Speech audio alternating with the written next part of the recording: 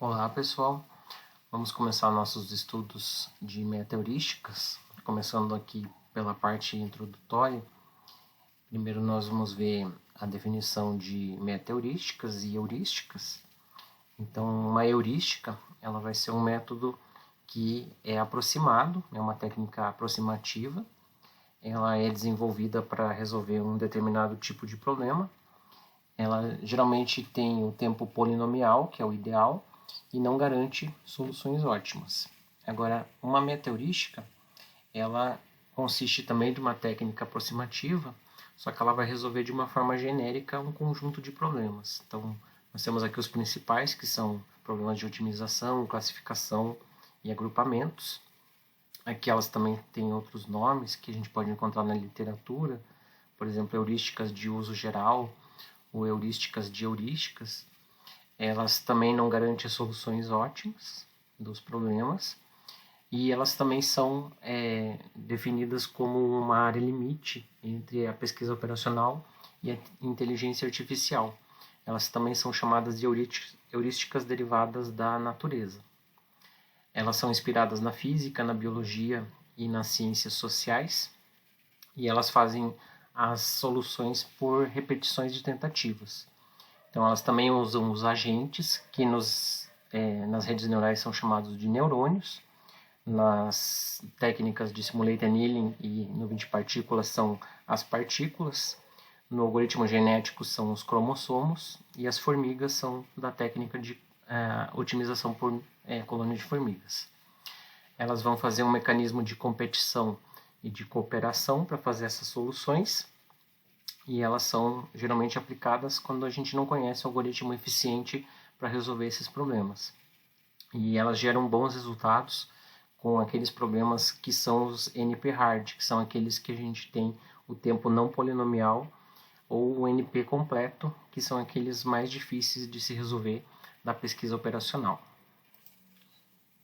Então aqui as heurísticas mais usadas são o algoritmo genético, as redes neurais artificiais, simulated annealing, tabu search, ou busca tabu, nuvem de partículas, colônia de formigas. Aqui a gente tem o GRASP, também que nós vamos ver.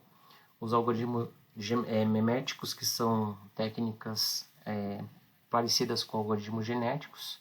E algoritmos híbridos, que são misturas de vários algoritmos ou várias técnicas. Então, os procedimentos comuns para melhoria de soluções são o emprego de mais agentes, ou você faz modificações dos parâmetros heurísticos para a representação deste problema. Então aqui nós temos, na natureza a gente faz a seleção, que premia indivíduos mais fortes e penaliza os mais fracos. A gente faz a mesma coisa nas heurísticas, que é a ideia básica para você melhorar uma solução. E a gente faz a mutação na natureza, que faz a introdução de elementos aleatórios, permitindo o nascimento de novos indivíduos. E nas heurísticas a gente faz essas modificações para procura de outras soluções, melhoria de soluções. Então aqui nós temos algumas características de modelagem de fenômenos da natureza. Elas são não determinísticas, apresentam estrutura paralela, que são os múltiplos agentes, e elas fazem também a capacidade do sistema de pegar uma informação anterior para modificar os parâmetros, para resolver e achar uma outra solução. Então a gente faz isso, por exemplo, nas redes neurais, para fazer a modificação dos pesos das ligações entre os neurônios. Então aqui nós temos a classificação das meta-heurísticas. Então nós temos as meta-heurísticas de relaxação, que pegam um modelo original e fazem relaxações de restrições ou de variáveis. Nós temos modificações do programa original para facilitar a solução, e a técnica mais conhecida é a relaxação lagrangiana. Nós temos também as meta-heurísticas construtivas, que nós temos uma estrutura que representa a solução. Geralmente ela é vazia. Depois você vai incorporando, iterativamente, elementos a essa estrutura, e elas são sempre baseadas numa função gulosa, que vai fazer a otimização mais bruta para depois fazer um ajuste fino. Ela escolhe elementos que produzem melhores resultados e não possuem espaço de soluções estruturados. Então aqui alguns exemplos, né? Nós temos a colônia de formigas, GRASP, redes neurais, algoritmo multistart também. Nós temos também as meta-heurísticas de busca. Nós temos estratégias para percorrer o espaço de soluções do problema. Nós fazemos transformação de forma iterativa de uma solução inicial. Essa técnica mais conhecida é da busca local KOPT. A mais simples de se encontrar na literatura sempre é o 2-OPT, faz 2 trocas de arcos por solução. E nós temos também meta-heurísticas evolutivas, que fazem evolução no espaço de busca, no conjunto de soluções. Ela faz também um conjunto de soluções simultaneamente, que vão trocando informações. Define a melhor solução para o conjunto, para gerar mais soluções. E alguns exemplos são o Simulated Annealing, busca tabu, algoritmos genéticos ou os algoritmos meméticos. E as meta-heurísticas de decomposição, elas determinam subproblemas a partir do original. Então elas fazem soluções intermediárias entre relaxação e as meta-heurísticas construtivas. E o objetivo principal sempre é obter soluções mais fáceis de resolver do que as originais. Então aqui nós temos uma tabela com as técnicas que a gente citou aqui na classificação dos algoritmos construtivos e de melhorias, e aqui são as características principais deles. Então, algumas características importantes, a gente sempre vai tentar fazer uma troca de informações para que essas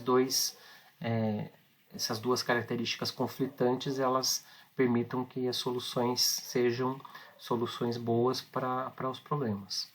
Então, o grau de profundidade é um esforço da busca local em regiões do espaço de busca. Se a região é promissora, ela vai fazer a procura mais profundamente naquela região.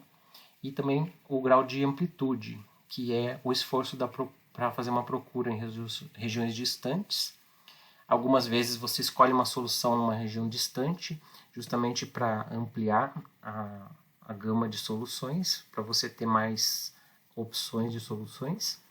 E dá para você aceitar soluções piores, que assim você consegue descobrir novas soluções em um espaço de busca maior. E dá para você também fazer uma probabilidade para fazer essas soluções melhores a partir das soluções que você tem do espaço de busca. Então, essa troca de informações entre profundidade e amplitude sempre tem que ter nas meta-heurísticas para você ter boas soluções. Então, outra troca que a gente tem que avaliar nas meta-heurísticas é o esforço, que é o número de iterações, e a eficácia, que é a solução final. Alguns algoritmos usam parâmetros de controle, são as taxas de aprendizagem ou taxa de equilíbrio. Ela sempre vai variar lentamente para evitar ótimos locais e permitir uma exploração maior do espaço de soluções. Quanto mais lentamente ela variar, maior vai ser a probabilidade de encontrar uma solução ótima global. E existem meta-heurísticas para você fazer o valor ótimo desses padrões, né, desses parâmetros de controle, para você encontrar as meta-heurísticas mais adequadamente.